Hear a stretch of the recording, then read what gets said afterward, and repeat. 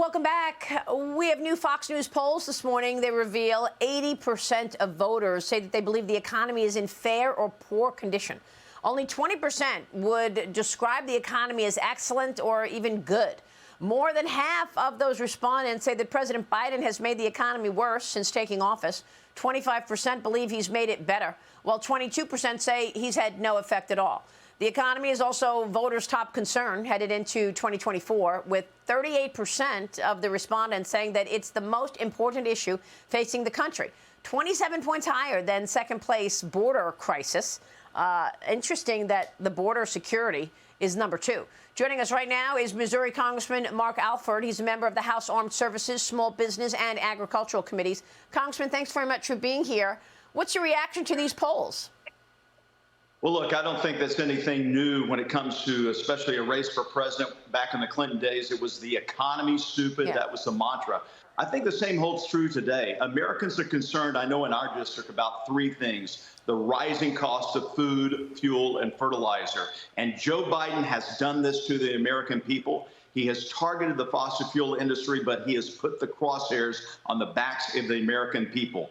This inflation that we're seeing on those 3 items especially, and utilities, is a direct tax on the American people. And I think Joe Biden's going to pay for that at the polls come November of 25. Well, you know, it's interesting because it all goes back to policy. So what you're saying, you know, is resonating with me and the audience because we look at the policy being the climate change agenda as the #1 priority for this administration. And it's throughout the administration, the Securities and Exchange Commission with new rules for business. They have to report what could be an issue in terms of the climate. A new report from Real Clear Investigations now says this: growing warnings that Biden could get scorched by green dependency on red China. The author, Ben, there writes this: China is the leading producer of 30 of 50 minerals.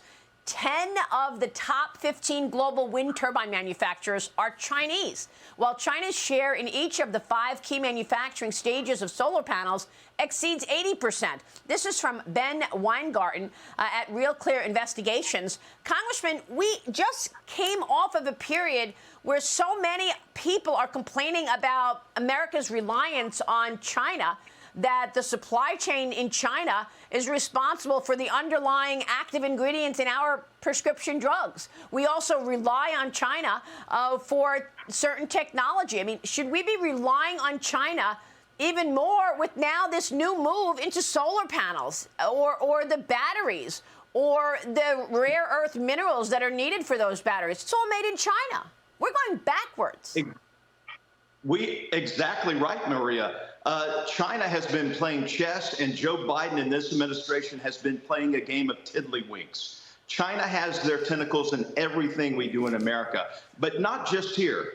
They, with their Belt and Road Initiative, have created relationships in all parts of the world, especially Africa, where those rare minerals are mined and needed for this climate cult initiative I think Joe Biden has. You know, I think Joe Biden and the Climate Cult Initiative want genderless Americans to be eating bugs and driving electric vehicles. We are not ready to do that in America. I was just at Fort Leonard Wood, which is in my district. They train some 400 big truck drivers a year to carry tanks and other equipment for the Army. They're trying to go to an electric vehicle by 2028. We're not ready to do that. We don't have the infrastructure. It's short-sighted. Let's start using the fuels that we have, the fossil fuels that we still have plenty of, open the pipelines, open the drilling once again in America. Yeah. That's not what the Democrats want. You know that. And House Oversight Committee Chairman James Comer is demanding that the National Archives now turn over unredacted emails involving then Vice President Joe Biden, along with Hunter Biden and Ukraine and Burisma officials.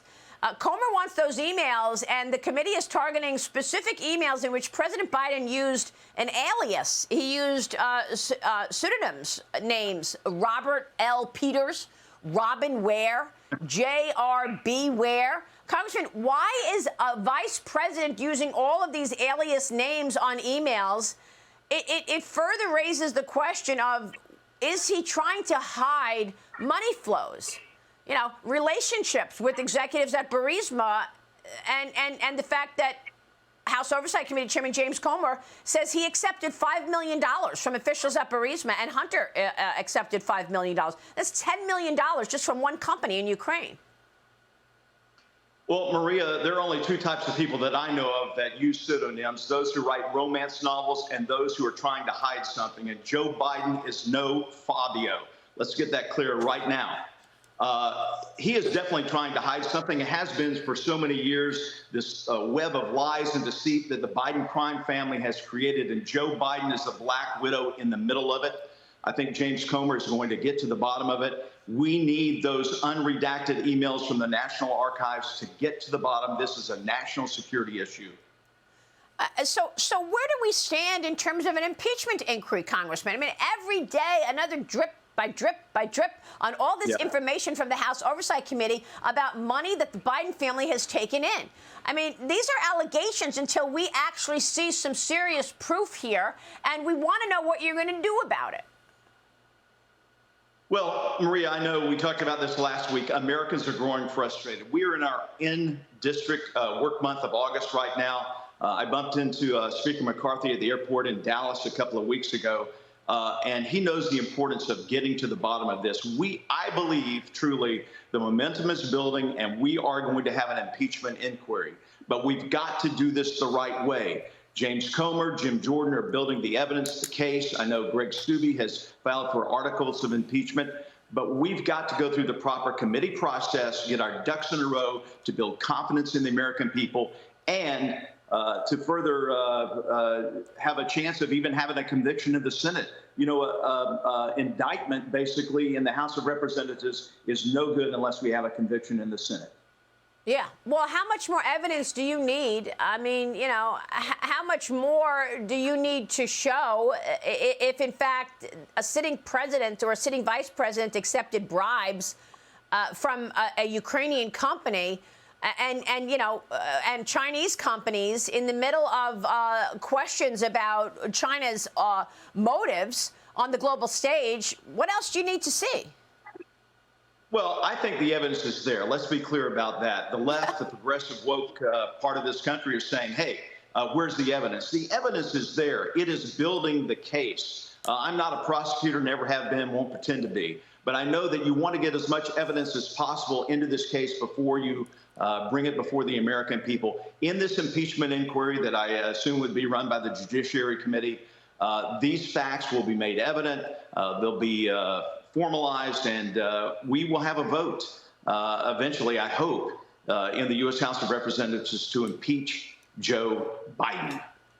All right. We'll be watching, Congressman. These are just extraordinary times for sure.